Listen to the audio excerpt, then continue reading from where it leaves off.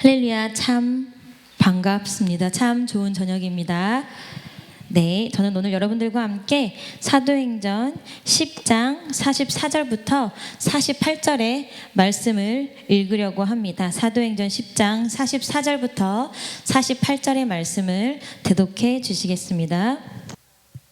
저는 오늘 본문 말씀을 가지고 인생을 역전하라라는 제목으로 말씀을 함께 생각해 보려고 합니다. 여러분은 인생 역전이라는 단어를 들으시면 무엇이 떠오르십니까?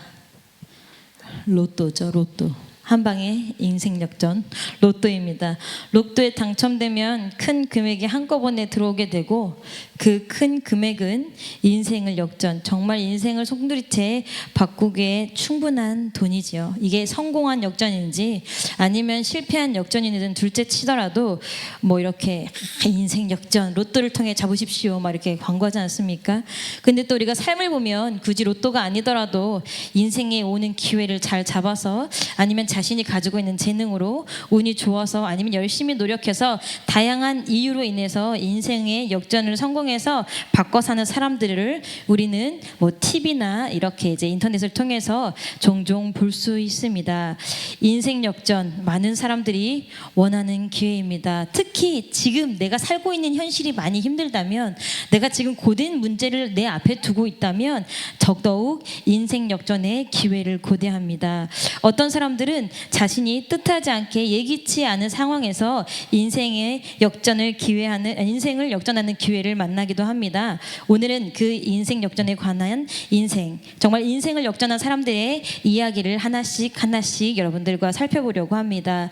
여러분, 우리가 오늘 읽은 사도행전 10장의 44절부터 48절의 말씀은요, 그 앞부분에 누구의 이야기가 나오냐면 고넬료의 이야기가 나와요. 오늘 본문은 고넬료라는 사람의 구원에 관한 이야기입니다. 여러분, 고넬료가 어떤 사람입니까? 그 힌트는 사도행전 10장 1절에 있습니다. 우리가 사도행전 10장 1절의 말씀을 함께 읽어보도록 하겠습니다. 사도행전 10장 1절 준비 시작. 가이사랴에 고넬료라 하는 사람이 있으니 이달리아 데라 하는 군대의 백부장이라. 가이사랴라는 땅에 고넬료라는 사람이 있는데 이 사람은 이달리아 데라 하는 군대의 백부장이래요. 이달리아 대가 무슨 뜻이냐면요, 이탈리아 부대라는 뜻이에요. 이탈리아의 부대의 백부장, 100명의 수하를 거느릴 수 있는 백부장이었어요. 그럼 무슨 말이에요? 이방인이에요. 이 고넬료가 어떻게 하나님을 알았는지 성경은 자세하게 기록하고 있지 않아요. 그런데 당시 로마의 속국이었던 이스라엘이라는 배경을 생각해 보면 로마 땅에 살고 있는, 이탈리아 땅에 살고 있는, 특히 가이사랴에 살고 있는 이스라엘 백성들을 통해서 하나님을 듣게 되었을 텐데, 그런데 전애들은 하나님이라고 하지만 비록 이방인이었지만 고넬료는요 정말 진실과 성실함으로 하나님을 섬겼습니다. 사도행전 10장 2절의 말씀을 우리가 또 함께 살펴보도록 하겠습니다. 사도행전 10장 2절입니다. 준비 시작.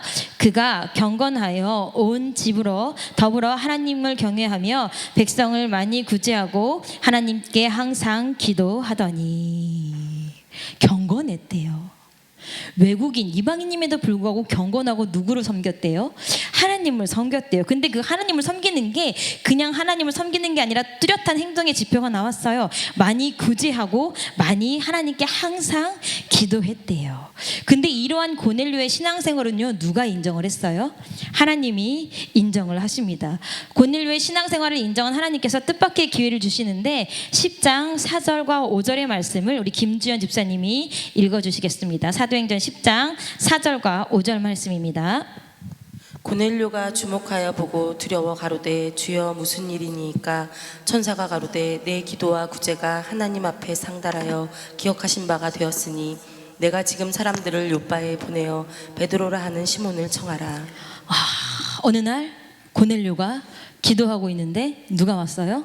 하나님의 천사가 환상 중에 나타났어요. 그러면서 하나님께서 너의 모든 기도를 들었고 네 모든 기도와 구제가 하나님 앞에 상달되고 기억되어서 지금 너에게 사람을 한 명 줄 건데 욥바라는 동네에 가서 누구를 찾으라? 베드로를 찾아라. 그리고 동시간대 고넬료가 그 다음날 자신들의 종 중에서 신실한 사람들을 선발해서 베드로를 찾아오라고 보냈는데 베드로의 집에 종들이 도착할 때쯤에 베드로에게도 놀라운 환상이 펼쳐지고 그 일로 인해서 베드로가 어떻게 됐습니까? 자신이 이제 앞으로 하게 될 일. 베드로는 어떤 사람이에요? 유대인이에요. 고넬료는 누구라고요? 이방인이에요. 유대인과 이방인이 함께 있으면 돼요, 안 돼요? 친구 삼으면 안 돼요. 그런데 하나님께서 주신 그 환상으로 인해서 이것은 성령께서 내게 분부하신 일이 맞구나 라는 확신을 가지고 고넬료의 집으로 갑니다. 그곳에서 고넬료를 만나 고넬료에게도 환상으로 말씀하신 하나님의 이야기를 듣고 이 모든 일을 주관하신 분이 성령님임을 더 확신하면서 하나님만 섬기던 고넬료에게요 예수 그리스도에 관해 전합니다. 너희를 위해서 죽었고 그 사신 분이 예수 그리스도인데 우리가 믿는 복음은 그 예수 그리스도에 관한 이야기야. 그리고 그 예수 그리스도에 관한 복음을 들을 때에 오늘 일이 일어난 거예요. 44절부터 48절 오늘 본문의 일. 모든 사람들에게 성령이 임하게 되고요. 그 성령이 임한 것을 통해서 침례까지 받고 그리고 그 결과 고넬료는요. 복음 사상 예수 그리스도가 승천하시고 나서 성령의 역사로 복음이 전해진 사상 제일 처음으로 뭐가 됐어요?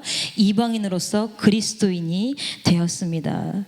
여러분 육적 아브라함의 자손이 아니라 우리와 똑같이 영적 아브라함의 자손이 되었고요. 지옥으로 향하는 진노의 자녀가 아니라 상급을 바랄 수 있는 천국으로 향하는 축복의 자녀가 되었습니다. 인생이 역전되었습니다. 여러분 이방인 고넬료의 구원은요 나아가 이방인으로서 성령의 침례에 관한 사건은요 이 사건에 관하여 누가는 이 사도행전이 누가가 쓴 건데 누가는요 두 장 10장과 11장에 걸쳐서 쭉 기록해놔요. 우리가 오늘 읽은 10장과 10장까지가 고넬료의 이야기라면 11장은 고넬료의 복음을 전달한 것에 관한 이야기를 막 펼치는데 그만큼 고넬료의 사건이 사도행전 특히 복음을 전파하는 데 비중이 크다는 거예요. 고넬료의 침례와 고넬료의 성령 침례는요 초대 기독교에 있어서 굉장히 획기적인 사건이었어요. 그것은 더 이상 기독교가 유대의 율법주의와 외형적 표정인 할례에 머무르지 않고 각 개인의 영적 상태를 전제로 한 구원이 시작되었음을 알려주는 상황이었어요. 여러분 각 개인의 영적 상태로 구원을 얻는 시대가 되었습니다. 그 전까지는요 이스라엘은 혈연관계, 너 유대인이야 나도 유대인이야, 너 무슨 지파야 나 무슨 지파야, 야 그러면 우린 구원받은 백성이구나, 야 이방인 저들은 더러운 민족들, 복음을 전해도 복음을 듣지 못하는 민족들인데 사도행전 10장 35절의 표현처럼 하나님께서 각 나라 중 하나님을 경외하는 사람에게 기록되어 있거든요. 하나님을 경외하는 사람이라면 혈연을 떠나서 이 민족을 떠나서 하나님에게 새 이스라엘로서의 복음이 확장되고 있음을 분명히 보여주고 있는 사건이었습니다. 근데 여러분 이때 성경을 잘 보면요 고넬료 한 사람만 생명을 얻는 회개의 기회를 잡은 것이 아니에요. 여러분 10장 24절을 우리가 함께 읽어보도록 하겠습니다. 10장 24절입니다. 저 여러분이 함께 읽을게요. 시작. 이튿날 가이사랴에 들어가니 고넬료가 일가와 가까운 친구들을 모아 기다리더니. 저는 이 대목을 읽을 때마다 야 대단하다. 종을 보내놓고 여러분 생각해 보시기 바랍니다. 하나님을 전해들은 고넬료예요. 하나님을 전해들은 고넬료라면 주변에 유대인들이 있었을 거예요. 그럼 그 유대인들이 자기와 같은 이방인하고 관계를 했을까요? 안 했을까요? 세리와 같이 더러운 직업을 가진 자 외에는 복음을 전하는 사람은 이방인하고 관계를 하지 않았을 거예요. 그러면 고넬료 입장에서는 과연 내가 종들을 보내서 베드로를 초청을 했는데 베드로가 올까 안 올까 고민했을 수도 있어요. 그런데 고넬료는 어떻게 했어요? 전혀 망설임과 고민이 없었어요. 누구를 다 불러 모았어요. 일가 친척과 친지들 자기들 친구들까지 싹 불러 모았어요. 그리고 말씀을 듣는데 여러분 오늘 본문 10장 44절에 보니까 베드로가 이 말 할 때에 성령이 말씀을 듣는 모든 사람에게 내려오시니. 그러면 고넬료가 24절에 불렀던 가까운 친구들과 일과 모든 사람이 뭐 한 거예요? 성령을 받은 거예요. 그리고 그들이 침례를 받은 거예요. 모든 사람에게 성령의 역사가 임했는데 어떻게 임했냐고 하니까 성경에 보니까 뭐라고 해요? 방언을 받았대요. 46절에 이는 방언을 말하며 하나님 높임을 들음이러라. 고넬료의 요청에 응한 자들 역시 인생 역전의 기회를 잡았습니다. 모든 사람들이 아예 처음부터 지정되어 있었어요. 이방인은 이스라엘 백성을 제외하고 이방인은 하나님 관심 밖의 영역이었어요. 그런데 고넬료를 시작으로 그 물꼬를 시작으로 하나님의 관심 안으로 들어올 수 있는 역전, 인생 역전을 기회를 잡았습니다. 여러분 성경에는요. 우리가 읽고 있는 성경에는요. 이렇게 인생을 역전한 사람들의 이야기예요. 여러분 사도행전 9장에 가면 기독교 역사상 다시는 없을 인물, 그 인물의 인생이 역전되는 순간이 아주 생생하게 기록되어 있습니다. 그 사람이 누굽니까? 사울이에요. 여러분 사울이 우리가 이미 다 아는 인물이에요. 원래 어떤 사람이에요? 아주 성실하고 아주 진실하고 충직하기까지 한 유대교인이자 율법의 수호자였습니다. 그가 있을 때는요, 유대교를 흔든다, 율법을 더럽힌다, 그 사람은 마땅히 죽어야 될 사람이라고 생각을 했어요. 왜? 하나님에 대한 충성으로. 그래서 그에게 예수 그리스도는요, 단지 민족을 소동시키고 율법을 지켜나가는 자신들의 유대교를 뭐하는? 방해하는 방해꾼에 지나지 않았어요. 그래서 그런 사울이 사명감에 불타서 다메섹에 예수를 믿으며 또 소동을 일으키고 있는 그리스도인들을 잡아 죽이러 가는 길목에서 예수 그리스도를 만나게 됩니다. 물론 환상 중에 만나지만 그 예수 그리스도를 만나고 나서 눈이 보이지 않는 채로 3일을 금식하고 회개합니다. 그리고 눈을 떠서는 자신이 죽이던 사람들, 자신이 여태까지 예수 믿는 사람들을 다 잡아 죽였잖아요. 그 사람들보다 더 악랄하게 예수 그리스도를 전하는 사람이 되었습니다. 여러분 인생이 어떻게 됐습니까? 완전히 거꾸로 역전되었습니다. 그리고 그는요, 기독교 역사사상 절대 없어서는 안 될 위대한 사도가 됩니다. 쫓던 자에서 쫓기는 자로, 죽이는 자에서 죽임을 당하는 자가 되었습니다. 여러분 성경엔 이렇게 많은 사람들이 예수님을 만나서 역전됐어요. 인생이. 누가복음 8장 2절에 나오는 우리가 잘 아는 막달라 마리아, 여러분 한번 눈으로 한번 쭉 읽어보실까요? 막달라 마리아가 어떤 여인인가? 그 안에 귀신이 몇 개가 들어있었대요? 7 귀신이 들어있었대요. 그 7 귀신 들었던 그 여인이 뭐 했어요? 예수 그리스도를 만나서 치료받았어요. 그래서 우리가 흔히 뭐라고 합니까? 그 막달라 마리아가 마지막에 예수 그리스도의 장례를 준비하는 여인 중에 하나가 돼요. 그리고 또 요한복음 8장에는요, 간음을 하다가 현장에서 붙잡힌 여인이 있습니다. 모든 사람들이 현장에서 간음하다가 붙잡힌 이 여인을 죽이기 위해 돌멩이를 들고 모였습니다. 그래서 바로 돌멩이를 던져서 치면 죽는 그 현장에서 이 여인도 예수 그리스도를 만나고 그 예수 그리스도로 말미암아 죽음, 바로 코앞에 둔 죽음 앞에서요, 새로운 삶을 얻게 되는 인생 역전의 순간을 맞이했습니다. 누구를 만남으로? 예수 그리스도를 만남으로. 여러분 이런 일들이 신약에만 기록되어 있나요? 구약에도 비일비재해요. 제가 여러분들과 함께 대표적으로 생각해보고 싶은 인물이 모세예요. 여러분 모세의 인생은 굉장히 드라마틱합니다. 낳은 지 3개월 만에 어머니에 의해서 어디에? 강가에 버려졌습니다. 그런데 또 놀랍게도 누가 구출해요? 공주가 구출을 합니다. 공주가 구출해서 왕자로 잘 살다가 또 뭐가 됩니까? 갑자기 살인자가 됩니다. 그래서 광야에서 쫓겨다니기 시작해요. 쫓겨다니다가 양떼를 치고 그렇게 소망 없는 늙은이가 되어가고 있습니다. 그런데 그 도망자였던 모세가 이스라엘 수장 60만 명이라고 얘기하는 최소 60만에서 300만 명이라고 얘기하는 그 많은 민족의 한 민족의 이스라엘이 수장이 되고요. 성경에 유례 없는 호칭으로 모세를 부릅니다. 여러분 모세가 하나님께서 모세에게 쓰신 되게 독특한 표현이 있어요. 뭐라고 하죠? 모세를 친구라고 해요. 여러분 성경에서요, 이는 내 친구처럼이라고 친구라는 표현을 쓴 사람은요 모세밖에 없어요.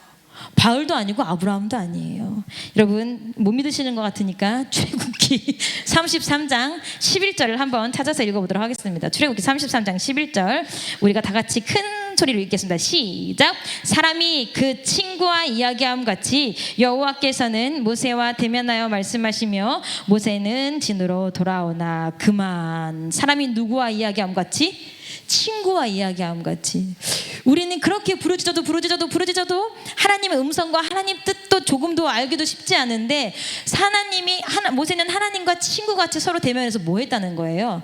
김 박사님 식사했어요? 못했구나. 먹었습니까? 우리 김 교수님 식사하셨습니까? 아, 못했습니까? 아, 우리 김은경 씨 식사하셨습니까? 아, 못하셨습니까? 이렇게 대화하듯이 누구랑 대화했다고요? 하나님하고 대화했다고요. 근데 그가 원래 누구였어요? 출생으로 말하면요, 낳자마자 죽임을 당했어야 했던 사람이에요. 그 다음 인생의 기록으로 말하면요, 살인자로 광야에 쫓겨다니던 사람이었어요. 그런데 그가 하나님을 만나는 순간이, 드라마틱한 순간이 출애굽기 3장에 기록돼서 다 알죠 우리가. 장소가 어디예요? 하나님의 산인 호렙산이에요. 누가 찾아오셨어요? 살아계신 하나님이 찾아오셨어요. 무엇으로 찾아오셨어요? 불꽃 가운데 타지 않은 떨기나무로 보여주시면서 찾아오셨어요. 누구에게? 모세에게. 여러분, 모세뿐만이 아닙니다. 우리의 믿음의 조상이라고 불리는 아브라함, 사무엘, 다윗, 삼손, 이미 처음부터 천한 출신이라고 여겨졌던 입다, 이 모든 사람들은요, 천하계 그 다음에 평범한 인간으로 태어났지만 하나님을 만나고 하나님의 신에 붙들려 완전히 뒤바뀐 인생을 살아낸 사람들이다. 우리가 그 사람들을 뭐라고 해요? 믿음의 선배들이라고 해요. 왜 우리가 믿음의 선배들이라고 해요? 우리가 그 사람들을 보고 배우고 쫓아가니까요. 우리가 읽고 있는 성경은요, 신약과 구약 이 모두가 예수 그리스도를 만나 인생의 역전을 이룬 사람들의 이야기예요. 그리고 그 이야기는요, 오늘 우리에게 거울이 되기도 하고, 그렇게 살고자 하는 사람들에게 설명서가 돼서요, 우리도 인생의 역전을 이루고 지옥이 아닌 천국으로 오라고 지금도 우리에게 권하고 있습니다. 여러분, 인생을 역전한 사람들의 이야기가 끊겼습니까? 성경 이외에도 예수 그리스도로 인해서, 복음으로 인해서 인생을 역전한 사람들이 더 이상 없습니까? 성경 속 인물 말고는 더 이상 없어요? 그렇지 않죠. 성경 밖에도, 오늘날에도, 우리 주변에도 예수님을 만나 인생을 역전한 사람들이 굉장히 많습니다. 어디도 있어요? 지금 여기에 계신 여러분도 예수님을 만나 인생을 역전하신 분이세요. 그리고 저 역시도 예수님을 만나 뭐였어요? 인생이, 삶이 역전되었습니다. 제가 설교 가운데 간혹 이야기를 한 적이 많지만, 과거 제가 예수 그리스도를 인격적으로 경험하기 전에 제 친구들은요, 세상에서 흔히 말하는 뭐였어요? 양아치였어요. 슬픈 얘기인데 왜 웃어요? 세상에서 흔히 말하는 양아치, 불량 청소년, 불량배, 소망이 없는 사람. 여러분, 근데 제가 예수 그리스도를 만나서 드라마틱하게 인생이 역전되니까 지금 제 친구들은 뭐예요? 목사와 전도사예요. 여러분, 제 인생이 이렇게 역전되었습니다. 무엇으로 인해? 예수 그리스도를 인격적으로 만났기 때문입니다. 그런데 우리가 예수 그리스도의 오늘, 우리 여기 계신 분들 중에 예수 그리스도를 만나서 인생이 역전하신 분은, 역전을 못하신 분은 아무도 안 계셔서, 다 예수님을 만나서 거듭남으로 인생이 역전되셨고 마귀의 자녀에서 하나님의 자녀가 되었습니다. 그러면 거기에서 인생의 역전이 끝납니까? 우리는, 제가 오늘 여러분들과 함께 생각해보고 싶은 말씀의 포인트는요, 우리는 계속해서 우리의 인생의 역전을 갱신해야 돼요. 10년 전에, 20년 전에 우리 김학선 선생님이 하나님을 인격적으로 만난 지 지금 몇 년 되셨어요? 10년 조금 넘었습니까? 우리 왕기순 권사님 하나님을 인격적으로 만나시고 지금 몇 년 지나셨어요? 30년 정도 되셨어요. 우리 이상규 장로님 하나님을 인격적으로 만나시고 지금 몇 년 지나셨어요?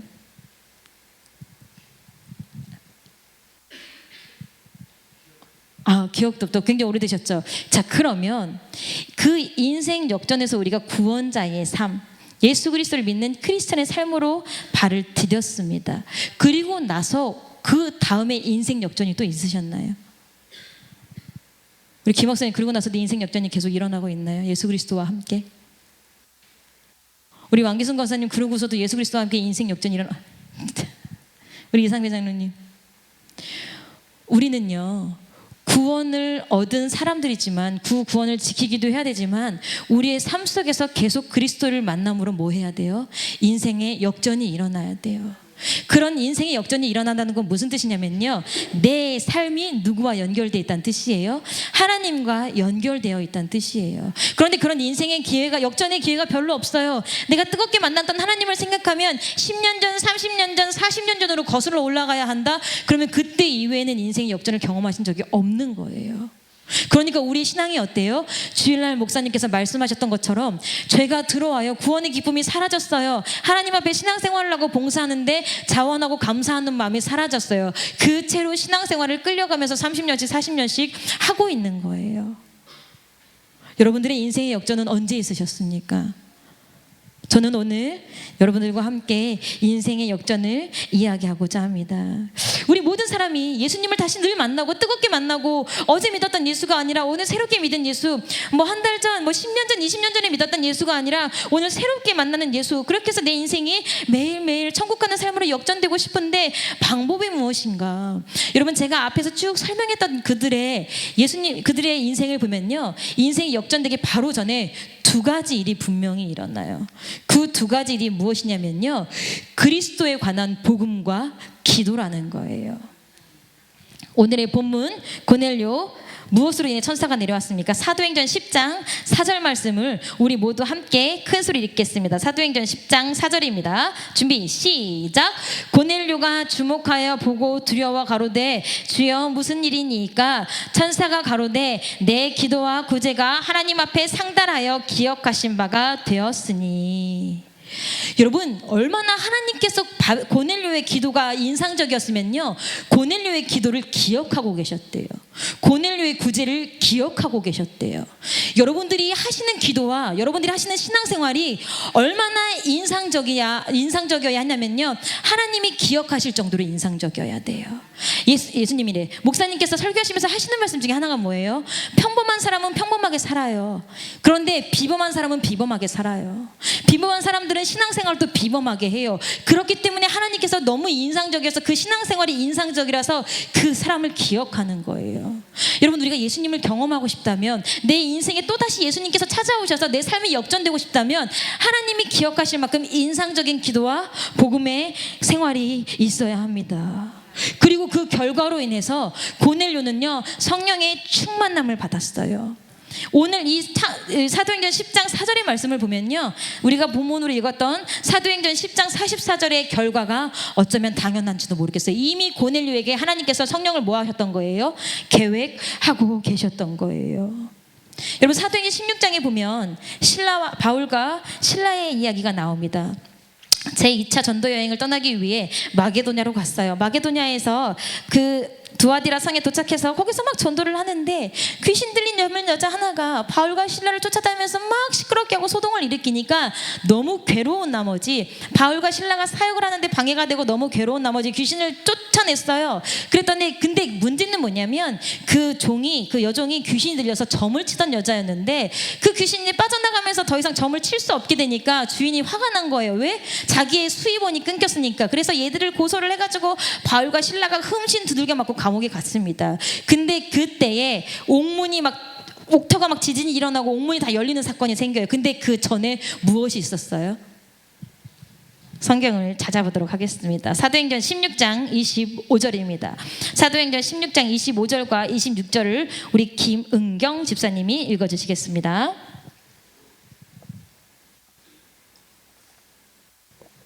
밤중쯤 되어 바울과 실라가 기도하고 하나님을 찬미하며 죄수들이 듣더라. 이에 후련히 큰 지진이 나서 옥토가 움직이고 문이 곧 다 열리며 모든 사람의 매인 것이 다 벗어진지라. 아멘.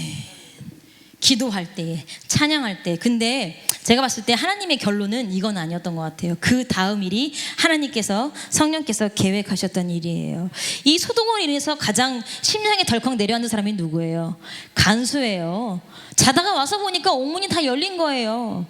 죄수들이 다 도망갔어요. 여러분, 우리나라도 예전에 누구야? 우리 진호 형 저기 갔어. 우리 진호가 군대 있을 때 굉장히 고생을 많이 했어요. 그 사람 이름 누구였지? 아니요, 신창원 아니요. 진호 그렇게 나이 많지 않아요. 유병원 찾느라고 진호가 휴가를 못 나서 몇 달 못 나왔지? 맞아. 제가 신병이었지 그때. 신병인데 바로 출전. 너 뭐했니? 진호야가 그냥 빈들에서 짝대기로 이렇게 땅 찍고 다녔어요. 유병헌 찾는답시고. 왜요? 그 사람 한 사람 찾으려고 전 군대가 동원된 거예요. 그리고 못 찾으면 뭐가 돼요? 징계가 또 내려와요. 근데 지금 뭐예요? 간수가, 감옥을 지켜야 되는 간수가 옥문이 다 열려 있는 거 보니까 야, 이거는 앞뒤 생각 안 해봐도 나는 죽었구나 싶어서 자기를 하려고 할 때, 그때 갑자기 바울이 야, 잠깐 걱정하지 마, 우리 다 여기 그대로 있어. 그리고 바울 앞에 간수가 딱 무릎을 꿇고 이 놀라운 상황 가운데서 자신이 본 이 사람들이 보통 사람이 아님을 직감합니다. 그리고 뭐라고 합니까? 내가 어떻게 해야 구원을 받겠습니까? 16장 31절부터 34절의 말씀을 김학선 집사님이 읽어주시겠습니다. 사도행전 16장 31절에서 34절까지 말씀입니다. 가로되 주 예수를 믿으라. 그리하면 너와 내 집이 구원을 얻으리라 하고 주의 말씀을 그 사람과 그 집에 있는 모든 사람에게 전하더라. 밤 그 시에 간수가 저희를 데려다가 그 맞은 자리를 씻기고 자기와 그 권속이 다 침례를 받은 후 저희를 데리고 자기 집에 올라가서 음식을 차려주고 저와 온 집이 하나님을 믿었으므로 크게 기뻐하니라. 아멘. 여러분, 바울의 기도가 옥문을 열었고, 그 옥문을 여는 그 환경을, 상황을 통해서 간수에게 복음이 들어가니까 그 복음을 들은 간수가 자기와 그 권속이 하나님을 믿기로 결심을 하고 침례를 받아서 누가 되었습니까? 하나님의 자녀가 되었습니다. 제가 봤을 때 하나님께서는 이 간수와 그 가족의 인생 역전의 기회를 만들어 주시려고 일부러 바울과 실라를 그곳에 보낸 것이 아닌가. 사자굴의 다니엘도, 그 다음에 사내림을 물리치고 생명을 연장받기도 한 히스기야 왕도 모두 기도할 때에 이러한 일이 가능했습니다. 그래서 마가복음 9장 29절에 이르시되 기도 외에 다른 것으로는 이런 유가 나갈 수가 없느니라 하시니라 라고 말씀이 말씀하셨나 봐요. 기도 말고는 이런 종류가 나갈 수가 없대요. 어떤 종류예요? 사람을 살리는 일, 육으로든 영으로든 사람을 살리는 일, 이러한 모든 일들은요 예수 그리스도 성령의 능력으로만 가능한데, 그 예수 그리스도와 성령의 능력을 가져다 쓸 수 있는 능력은 기도, 도구는 기도, 복음밖에 없나 봐요. 결국 우리가 삶을 역전하기 위해서 필요한 것은 뭐냐면요, 기도인 거예요. 여러분, 제가 20살에 예수님을 인격적으로 경험했습니다. 20살에 제가 인격적으로 경험을 했는데, 그러면 여러분 한번 생각해 보시기 바랍니다. 제가 20살에 예수님을 인격적으로 경험했는데 20살 전까지 제가 이제 제 삶 속에 가장 찬란하고 아름다웠고, 왜 찬란하고 아름다웠냐면 늘 제 이름이 빨간 글씨여서 찬란하고 아름다웠다고 한 거예요. 진짜 좋았다고 한 게 아니고, 그 시절이 몇 살 때였냐면요 15살 때부터 19살 때까지 제가 그렇게 찬란하고 밝게 살았습니다. 붉은 빛 가운데. 그리고 나서 제가 20살 2월달에 예수 그리스도를 영접을 했어요. 인격적으로 만났어요. 그러면 자, 생각해 보십시다. 제가 기도 외에 이런 유가 나갈 수 없다고 했는데, 그러면 제가 그 방탕한 삶을 살면서 제가 기도를 했을까요? 제가 그 방탕한 삶을 살고 있는데 예수님 저를 만나주세요, 저를 구원해주세요, 제가 기도했을까요? 아니요, 저는 단 한 번도 그런 기도를 한 적이 없어요. 그런데 제가 아직도 선명하게 기억하는 건 1999년 2월 중순에 침례신학교에서, 그것도 내가 가고 싶지 않은 학교, 억지로 아빠 때문에 억지로 간 그 침례신학대학교. 다른 대학교는 OT에 잘생긴 선배들이 나와서 술을 사준다는데 여기는 2박 3일 동안 수련회를 한다는 거예요. 얼마나 제가 더 싫었겠어요. 모건대 갈 수 있었는데 아빠 때문에 억지로 침례신학교 간 거예요. 제가 모건대는 잘생긴 오빠들도 많은데, 침례신학교엔 찌질한 전도사들밖에 없는데, 그런데 OT가 뭐예요? 2박 3일 수련회라고요. 교회 수련회도 진절머리 난 저에게 대학교 수련회는 이게 웬 말입니까? 그런 마음으로 끌려간 그곳에서 제가 하나님을 인격적으로 경험했다고요. 그럼 여러분 하나만 생각해 보시기 바랍니다. 그럼 누가 기도했을까요? 제가 기도했을까요? 부모님이 기도하셨죠. 그리고 지금 이 자리에 앉아 계신 성도님들 중에 저를 부모처럼 안타까워 하시는 분들이 중보기도 하셨기 때문에 그때 제가 하나님의 음성이 들린 겁니다. 여러분의 인생의 역전의 기회는요, 나의 기도도 이루어지지만 나를 위한 누군가의 중보기도 때문에도 인생 역전이 일어나는 거예요. 여러분들, 자녀가 속을 새겨요? 남편이 속을 새겨요? 심지어 내가 어떻게 기도가 안 돼요? 그러면 나를 위해서 기도할 사람을 구하면 돼요. 누구님 나를 위해 기도해 주세요. 안 되면 돈을 주고라도 매수를 하세요. 돈을 주고라도, 무진아 나를 위해 기도해 줄래? 얼마면 되겠어? 그 기도의 능력을 믿는 사람, 중보 기도의 능력을 믿는 사람, 그리고 그 기도로 인생 역전을 이루고 싶은 사람은요, 기도엔 힘이 있고 반드시 역전하게 될 것입니다. 여러분들 기도가 잘 되십니까? 자, 제가 이제 오늘 말씀을 전하면서 제가 이제 기도를 잘하는 사람이면 이런 말씀을 전할 때 더 당당하고 힘있고 막 얼굴에 해같이 빛날 건데, 제가 얼굴이 참 빛이 안 좋잖아요. 이 말씀이 저에겐 되게 무거운 말씀이, 쥐도 기도를 안 하는데 무슨 기도를 해서 한 인생을 역전하자고 하나라고 말씀을 하실 텐데, 그래서 제가 고민을 많이 했어요. 그럼 어떡하지? 그 성도님들한테 그럼 이렇게 얘기해야 되나? 여러분, 저도 기도를 안 하니까 여러분도 같이 하지 맙시다.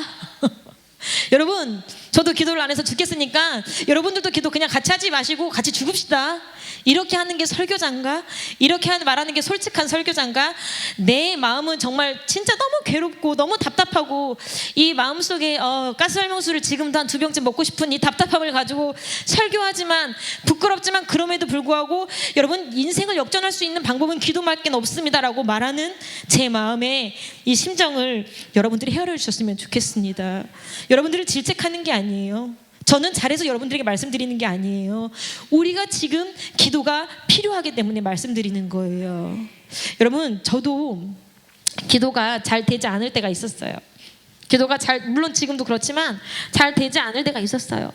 근데 저에게 하나님께서 기도가 잘 되지 않으니까, 이제 여러분들 중에서도 그러신 분들이 계실까봐 제가 이제 짤막하게 저의 이야기를 하자면, 기도가 잘 되지 않으세요? 꽉 막혀 계세요? 답답하세요? 뭔가 뻥 뚫리는 계기가 필요하세요? 여러분, 그래서 그런 사람들을 위해서 만들어 놓은 게 10월 9일 구국기도예요. 제가 제 인생에 물론 제가 지금 하나님 앞에 범죄했기 때문에 여러 가지 우여곡절이 많았지만, 제 인생에 2018년에 또 한 번의 큰 어려움이 찾아왔어요. 그 인생의 어려움이 찾아왔을 때 제가 여기서 내가 인생을 이렇게 실패해야 되나? 내가 여기서 인생을 이렇게 실패해서 하나님 앞에 들 수 있는 낯짝도 없이 살아야 되나라고 하는데, 목 놓아서 울고 싶고 목 놓아서 기도하고 싶은데 그럴 곳이 없는 거예요. 왜 그럴 곳이 없냐면, 그래서 여러분들 평소에 기도 생활이 중요한 거예요.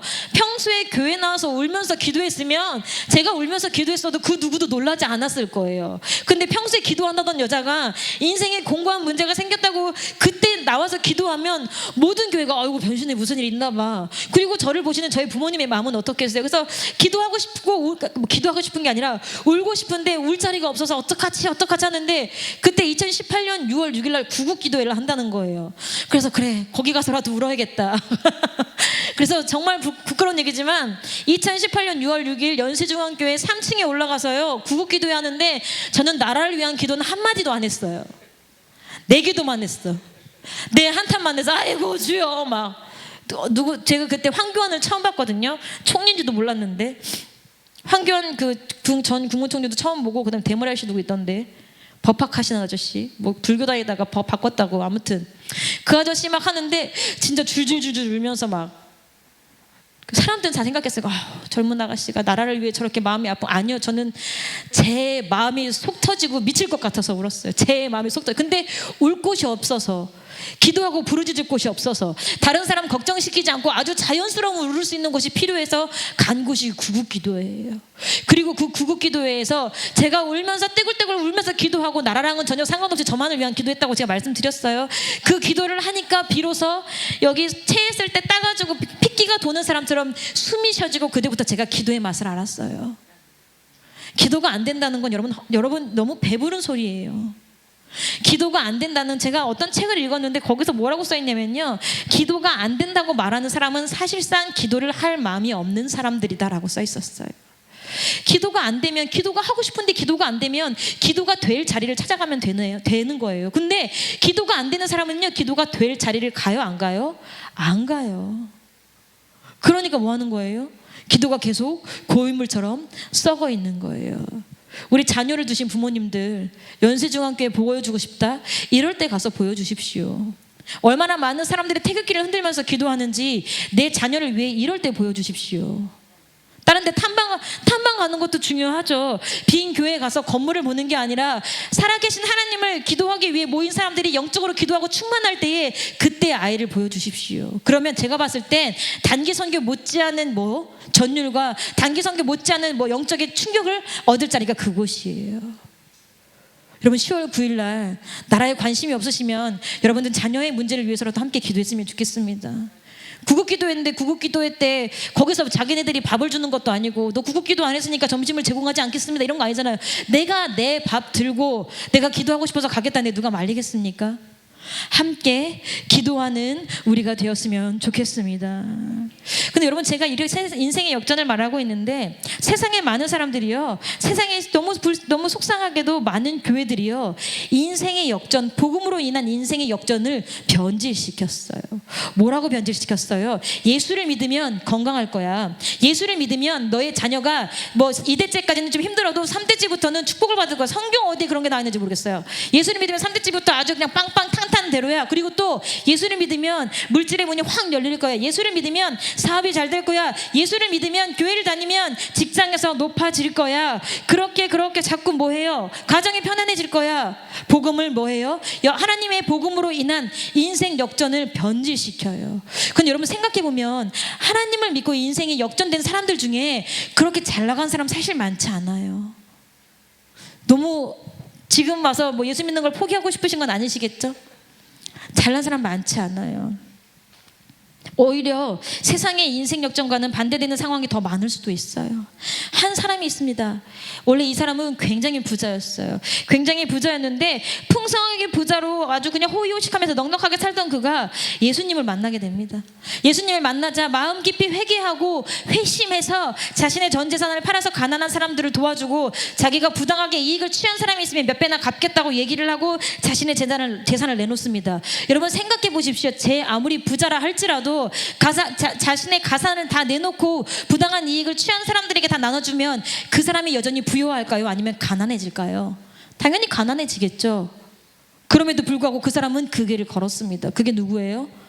누가복음 19장에 나오는 삭개오예요. 그런데 그 삭개오에게 뭐가 임했어요? 누가복음 19장 9절에 보니까 예수께서 이르시되 오늘 구원이 이 집에 이르렀으니 이 사람도 아브라함의 자손이미로다. 비록 그는 자신의 재산을 포기했지만 뭐를 얻었어요? 아브라함의 자손이 됐어요. 아브라함의 자손이라는 얘기는 무슨 얘기예요?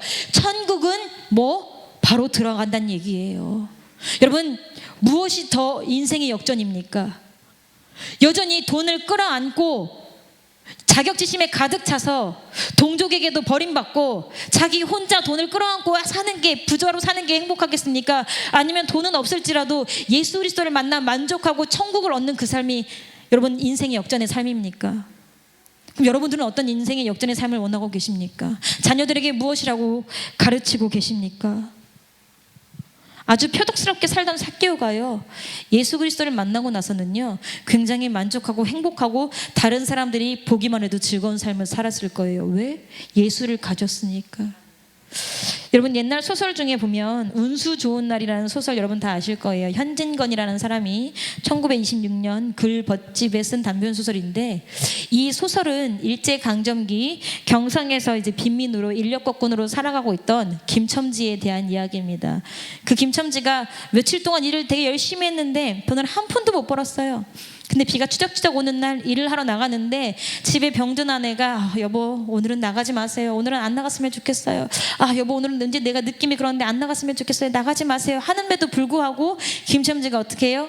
일을 하러 나갑니다. 근데 웬일이야, 비가 추적추적 오는데 그날따라 일이 너무 잘 되는 거예요. 다른 인력거들 다 많은데 김첨지만 자꾸 콜하는 거예요. 지금 같은 콜택시 마냥 어이 김첨지 콜. 그래서 김첨지가 아침에 인력거지를 2번 해서 80전을 벌었어요. 어떤 학생을 태워주고 1원 50전을 벌었어요. 결국 그날 김첨지가 벌은 돈이 3원이래요. 김첨지의 형편에서는요 3원이면 3달치 월세였던 거예요. 얼마나 기분이 좋았던지 김첨지가 저녁을 맛있게 먹고 그렇게 병든 아내가 평소에 먹고 싶다고 했던 설렁탕을 사가지고 집에 딱 들어갔습니다. 여러분 그 소설 다 아시죠? 집에 들어갔더니 김첨지의 안에 뭐가 돼 있었어요? 죽어 있었어요. 3살짜리 아들만 죽은 그 엄마의 빈젖을 빨고 울부짖고 있었어요. 그래서 김첨지가 뭐라고 합니까? 유명한 대사, 설렁탕을 사다 놓았는데 왜 먹지를 못하니? 왜 먹지를 못하니? 괴상하게도 오늘은 운수가 좋더니만 하고 소설이 끝납니다. 운수가 좋은 줄 알았던 김첨지의 그날은요, 김첨지 삶 속의 최악의 날이 되었어요. 여러분들 지금 축복받은 삶이라고 생각하십니까? 내가 예수 그리스도를 만나서 인생이 역전돼서 정말 축복받아서 잘 산다고 생각하십니까? 그런데 여러분들 그 삶이요, 하나님과 전혀 관계없는 축복과 부의 삶이면요, 여러분 운수 좋은 날 복받은 삶인 줄 알았는데 어느 때의 마지막 때에 그 삶이 가장 최악의 삶으로 판가름이 날 때가 있습니다. 그런데 요즘 교회가, 요즘의 세상 사람들이, 크리스천이라고 말하는 사람들이 이런 식으로 인생이 역전, 예수 그리스도 만나면 인생이 바뀔 거야를 이렇게 변질시켜서 많은 사람들로 하여금 운수 좋은 날에 김천지의 삶을 따라하게 만든다고요. 그러니까 우리도 그렇잖아요. 우리도 여러분들 삶 속에 어려운 일 있으시면 무슨 생각 먼저 하세요? 아휴, 내가 기도를 안 해서 그런가? 아니요, 기도하시는 여러분이시기 때문에 하나님이 더 단단하게 만드시려고 더 천국까지 오는데 한눈 파지 말라고 어려운 일을 보내셨을 수도 있어요. 하나님의 뜻 가운데. 근데 우리는 뭐 해요? 잘 되고 평탄한 길이면 하나님께서 돌봐주시는 거고, 뭐 하면 안 좋은 일이 내 안에 생기면 하나님이 나를 버리셨는가 생각하잖아요. 우리가 성전을 드나들고 말씀을 읽고 예배를 드리면서 한 가지 기억해야 되는 건, 모든 믿음의 사람들이 삶을 역전했어요. 삶을 역전했는데, 근데 정신 차리지 않으면 우리가 역전하는 삶을 또 누가 와서 역전해요? 마귀가 와서 역전해요. 그러면 역전한 삶인 줄 알고 천국 가서 봤더니 하나님의 역적, 복음의 역적이 돼 있는 거예요. 누가 그랬어요? 가룟 유다가 그랬어요. 누가 그랬어요? 초대왕 사울이 그랬어요. 누가 그랬어요? 복음을 버리고 간 데마가 그랬어요. 여러분, 누가 그랬어요? 발람, 니골라, 많은 사람들이 예수 그리스도를 믿고 인생의 역전을 한 것 같지만, 하나님을 믿고 복음을 받아들이고 인생을 역전한 것 같지만, 역전해서 평안하고 태평하게 살다가 마귀가 역전시키는지도 모르고 살다가 복음의 역적이 되었습니다. 여러분, 그래서 우리가 끊임없이 내 인생을 역전하고 끊임없이 내 인생을 점검해야 되는 게 왜 그러냐면요, 나는 복음에 있는 줄 알았는데 알고 보니까 나는 복음을 거스르고 있는 자일 수도 있는 거예요. 예수 그리스도를 제가 20살에 인격적으로 경험했다 했습니다. 예수님을 제가 20살에 인격적으로 경험을 했지만 너무 부끄럽고 너무 죄송하게 21살, 22살 지나면서 22, 23살에요, 제 인생에 가장 웃지 않을 흑암의 죄를 지었습니다. 무슨 말이에요? 20살 때 예수 그리스도를 인격적으로 만나서 인생의 역전을 경험했는데, 그 평화로운 삶을 사는 줄 알면서 내 뜻이 곧 하나님의 뜻이라고 착각하다가 마귀의 역전에 당한 거예요. 여러분, 그때 제가 얼마나 비참했는지 아십니까? 제가 그때 얼마나 주의 강대상을, 주의 교회를 더럽혔는지 아십니까? 제가 부끄럽지만 그때 저희 이제 아무래도 어쩔 수 없는 것 같아요. 관리자가 있고 나를 감시하고 나를 때리는 사람이 있다는 건 굉장히 이제 무서운 일이에요. 그래서 저희 목사님이 계실 때는 한 번도 하지 않았던 일인데, 목회자가 바뀌고 이제 다른 이제 목사님이 계실 때, 그때 아마 이런 거였던 것 같아요. 무슨 모임이었어요. 그래서 제가 반주를 하러 왔는데 정말 부끄럽게 제가 새벽까지 술을 마시다가 술 마신 채로 와서 반주했어요. 무슨 얘기예요? 나 하나 때문에, 아간 같은 나 하나 때문에, 지금 생각해보면 술 마신 나만 잘못이 아니라 술 먹고 이 강단을 더럽히고 모든 사람들의 예배를 더럽힌 아간 같은 나 한 사람 때문에 그 당시에 자신의 기도 제목을 가지고 열심히 부르짖던 모든 사람도 내가 뭐 한 거예요? 오염시킨 거예요. 누가 그래요? 니골라가 그랬잖아요. 니골라가 초대교회를 얼마나 많이 오염시켰어요. 그래서 그 오염된 게 아직까지 남아있다고 목사님 말씀하시잖아요. 뭐 한 거예요? 인생이 그리스도의 복음으로 역전당했지만 마귀에게 역전당하고 막지 못한 거예요. 제가 아까 여러분들에게 처음에 말씀드렸습니다. 여기 계신 분들 중에 구원의 감격, 예수 그리스도를 인격적으로 만나지 못하신 분들은 별로 안 계실 거예요. 그러면 그 다음에 마귀의 공격에서도 버티시고 마귀의 공격에서 엎드락뒤치락 하시면서 예수 그리스도의 인생의 역전의 기회를 계속 누리고 계시냐고 여러분들께 묻는 거예요. 그리고 예수 그리스도 역전의 기회를 계속 누리려면 그 방법은 뭐밖에 없다? 기도밖에 없다. 앞에 있는 저는 기도 못한다고 여러분들 따라 기도 안 하시면 안 돼요. 기도해야 돼요. 얼마든지 우리 역전할 수 있습니다. 얼마든지 다시 새롭게 역전할 수 있습니다. 여러분, 한 사람이 역전돼야 설린 교회가 역전됩니다. 여러분, 설린 교회가 역전돼야 우리나라의 판도가 바뀝니다. 우리나라의 판도가 바뀌어야 복음의 판도가 바뀌는 거예요. 지금은 대한민국에서 선교사를 보내지 않아요. 선교사가 어디에서 와요? 아프리카 땅에서 한국으로 선교사가 와요. 남미에서 한국으로 선교사가 와요. 왜 오는 거예요? 우리가 복음의 불씨가 뭐 했다는 거예요? 이미 사그라지고 있다는 뜻이에요. 여러분, 우리가 기도해서 우리가 상황을 역전하면 복음의 판도도 다시 바뀌어요. 복음의 판도가 바뀌면 하나님께서 이 나라 어떻게 하겠습니까? 다시 세우시고 붙드실 거예요. 근데 우리가 내가 복음으로 인해서 누린 그 이익을 가지고 나만 잘 먹고 내 자식만 케어하다 보니까 교회가 하나둘씩 비고 하나둘씩 자리가 없어지는 거예요. 왜? 마귀의 공습에, 마귀의 반격에 그대로 역전당해버린 한국교회의 현실입니다. 여러분들의 개인 신앙생활은 그렇지 않습니까?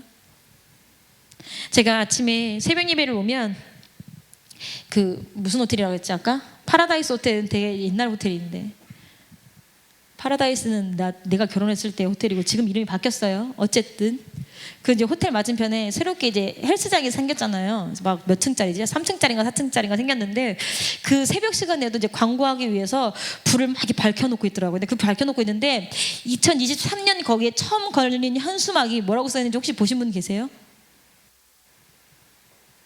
네, 혼자 막 복음이다 막 이랬는데, 2023년에 걔네들이 이제 회원들을 모으면서 거기에 뭐라고 썼냐면 역전할 것인가 여전할 것인가 이렇게 써요. 역전할 것인가 여전할 것인가 이렇게 써있더라는데, 그게 누가 저렇게 만들었지? 잘 만들었다. 그래서 새벽 예배 갈 때는 그래, 나 지금 역전하러 교회 간다 막 하고, 새벽 예배 못 가면 막 그 아침에 출근하면 또 보거든요. 그래, 난 여전해 막 이러고 막 하는데, 여러분, 역전하고 역전하시겠습니까? 여전히 그냥 그렇게 사시겠습니까? 역전도요, 내가 하는 거고요, 여전히 사는 것도 내가 하는 거예요. 근데 뭐 복음 가운데 충만하게 막 성령이 충만하게 사시는 분들은 여전히 사십시오. 그런 분들은 역전하시면 안 됩니다. 절대 안 돼요. 그런데 내 삶이 뜨겁지 않고 내가 복음의 주일 말씀에 비춰봐서 증상을 체크했을 때 내가 이 상태로는 안 되겠다 하신 분들은 역전하셔야 됩니다. 그 역전의 기회가 언제 있다고요? 10월 9일 날 있다고요. 함께 가서 기도하시자고요. 나라 아니어도 지금 내 문제가, 내 코가 석자라서요, 나라고 뭐가 없어요. 그럼 여러분들 가서 기도하세요. 제가 거기 갔더니요, 얼마나 많은 사람들이 주여 부르짖고 얼마나 많은 사람들이 막 기도를 하고 소리를 지르는지, 제가 그때 마이크를 떼고 엄청 서러웠던 삶이라 막 이렇게 울었거든요. 누가 나 쳐다볼 줄 알았어. 근데 아무도 나한테 관심이 없어. 왜? 본인들도 나라를 위해서 기도하니까. 여러분, 우리 교회에서 그렇게 울면 어떻겠어요? 저 이제 가끔 우스갯소리로, 이제 저도 이제 삶이 공고할 때가 있고, 저도 이제 가끔 무늬만 전도사긴 해도 가끔 전도사로서 기도가 또 충만하게 될 때가 있지 않습니까?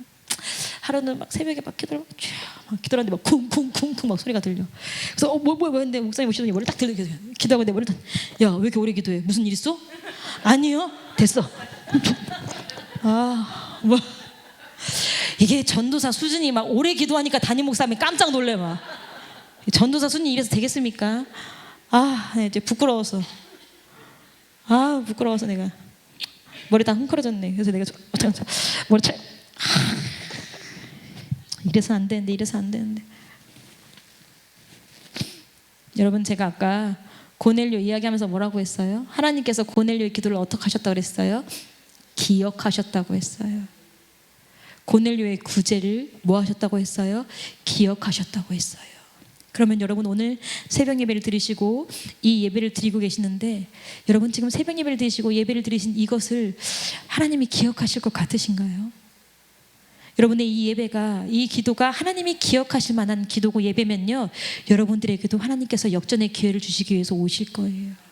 근데 하나님의 기억에 인상적이지 않은 예배고 인상적이지 않은 기도니까 우리가 여전히 사는 거예요. 하나님의 인상에 드는 인상적인 예배와 기도를 하는 여러분과 저의 삶이었으면 좋겠습니다. 여러분, 그 현수막에 있던 글씨 그대로 여러분 스스로에게 한번 물어보세요. 누구야? 신혜야? 역전할래? 여전히 살래? 시작. 각자 해보세요. 누구야? 옆 사람에게 물어보세요. 역전하겠습니까? 여전히 살겠습니까?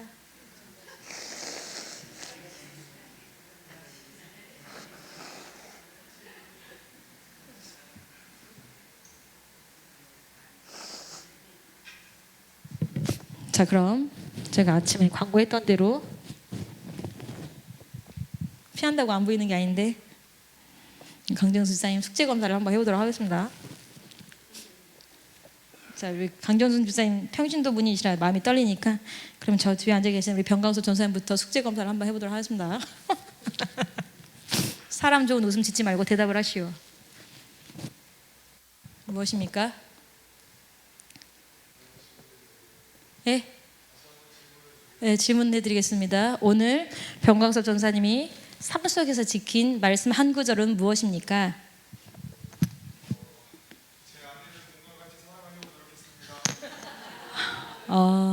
아내를 몸과 같이 사랑한다고 사랑하려고 노력했대요. 근데 몸이 워낙 커서 어디 몸인지 모르겠네. 자, 그러면 이제 이 바톤을 받아서 우리 강정수 집사님 오늘 하루 강정수 집사님 지킨 말씀 한 절은 무엇입니까?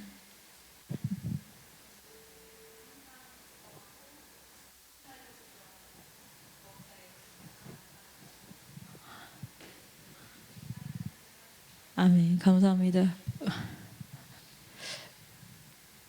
우리 유정숙 권사님 오늘 하루 지킨 말씀 무엇입니까? 네. 어머, 뒷사람도 실패했나 봐. 얼굴을 감싸고 웃었어. 남의 실패를 내 실패 마냥 기뻐하면서 웃어. 우리 임경신 집사님은 어떻습니까?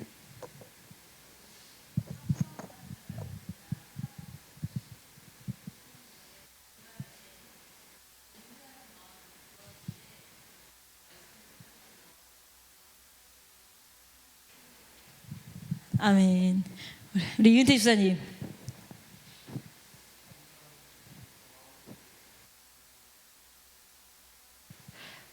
이상미 장로님. 실패. 삐삐. 우리 김중호 집사님.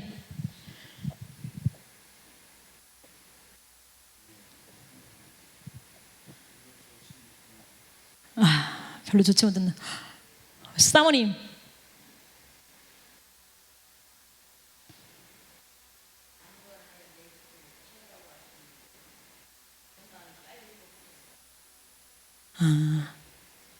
아멘.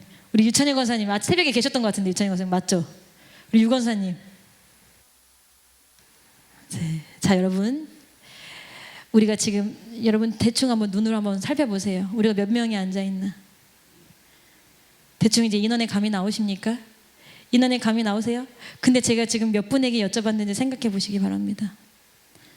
여러분, 설린교회가요, 이젠 새벽 예배가 성도의 11조도 안 되게 떨어졌어요. 기도도 11조가 있어요. 우리가 성도가 있으면 11조만큼은 기도를 해야 돼요. 근데 그 인원이 마지노선이 떨어졌어요. 물론 긴 연휴도 있었고 각자 이제 출타하시고 뭐 여러 가지 상황들이 있으셨겠지만, 여러분, 우리가 기도도 어느 선 이상으로 떨어지면, 이하로 떨어지면 교회가 뭘 잃어요? 힘을 잃어요. 그 말이 무슨 말이냐면요, 담임 목사님이 말씀을 전해도 은혜 받는 사람이 뭐 한다는 얘기예요? 줄어든다는 얘기예요. 담임 목사님이 전하는 말씀에 은혜를 받는 사람이 줄어들면요, 그러면 그 교회 분위기가 차갑게 점점 식어가요. 저는 이제 좀 부끄럽지만 같이 이제 목사님하고 견줄 수는 없지만, 제가 이제 설교를 하다 보니까 목사님 지금 이 분위기가 어떻게 안 돼서 굉장히 애쓰시구나가 느껴져요. 근데 그때 보면 새벽 예배를 나오시고 갈매사를 나오신 분들이 많으시면 예배가 괜찮은데, 그날따라 막 그러면 목사님이 혼자서 되게 앞에서 원맨쇼를 하시듯이 뭐 하셔요? 설교를 풀어나가고 계세요.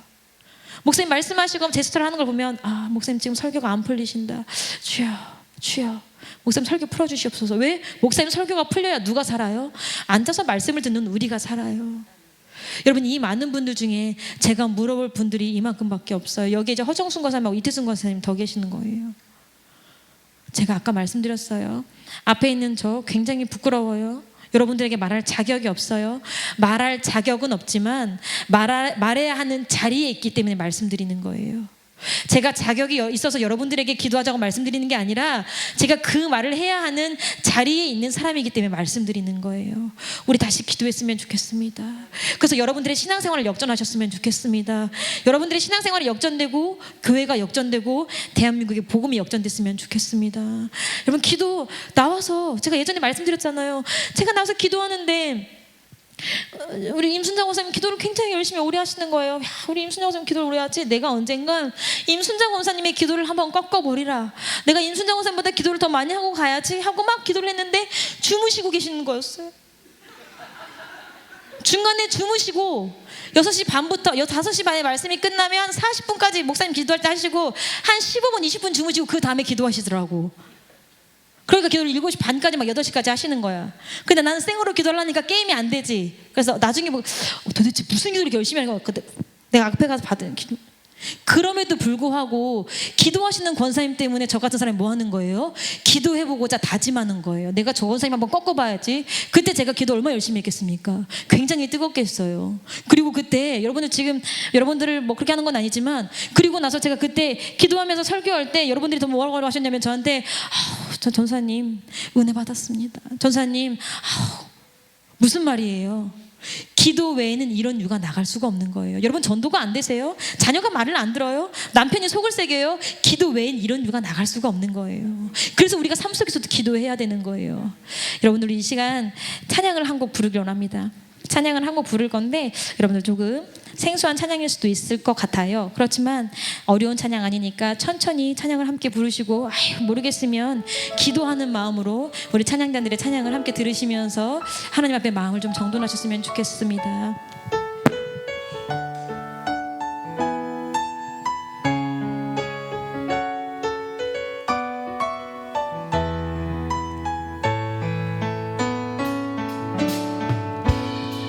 기도를 멈추지 마라. 눈앞의 상황이 마음을 눌러도 원망치 마라. 너의 입을 지켜라. 저들은 너의 입을 보고 있다. 마음을 뺏기지 마라. 내가 널 도우지 않는단 소리에 너의 모든 게 불리해도 너는 기도를 계속해라. 너 기도를 멈추지 마라.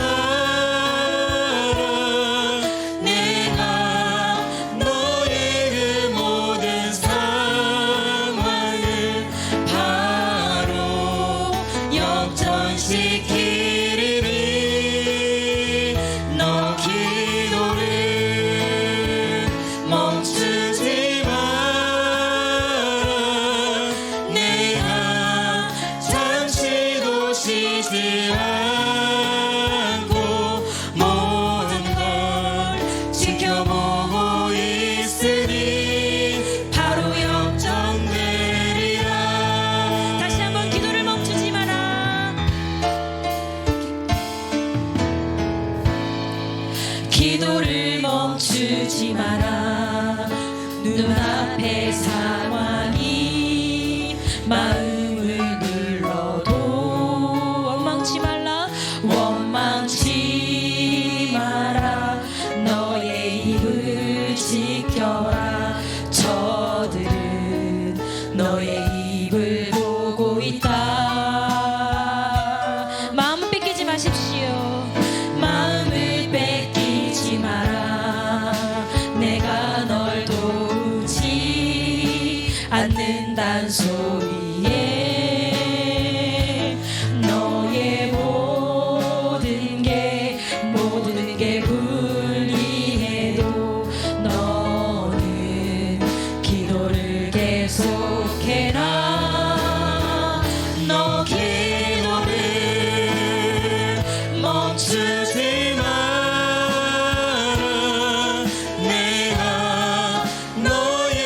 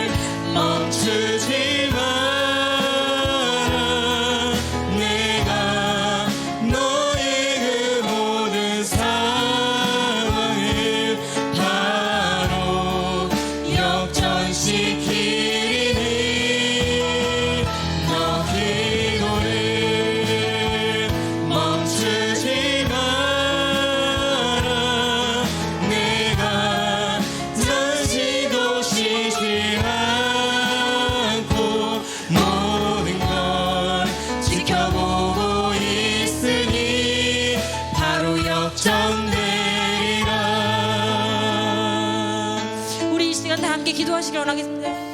여러분 혹시 새로운 삶을 살고 싶습니까? 여러분들 지금의 삶의 형편과 삶의 모양과 내 삶의 성품이 마음에 들지 않습니까? 여러분, 여러분들 앞에 어떻게 해도 정말 소용없는 문제가 가로막고 있습니까? 그 모든 것을 역전시키는 힘이 바로 기도입니다. 여러분, 기도를 멈추지 마십시오. 여러분들 모든 상황을 역전시키시고 지금도 여러분들의 기도를 바라보고 계시고 지금도 여러분들의 기도에 지켜보고 계실 그 주님을 향해 부르짖으며 하나님 나를 살려주십시오. 하나님 나의 상황을 역전시켜 주십시오. 하나님 나의 삶을 역전시켜 주십시오. 그래서 내가 이 모습 이대로 사는 것이 아니라 하나님 앞에 역전된 모습으로 살아가는 내 삶이 되기 원합니다. 이 시간 주여 세 번 부르짖고 기도하시겠습니다.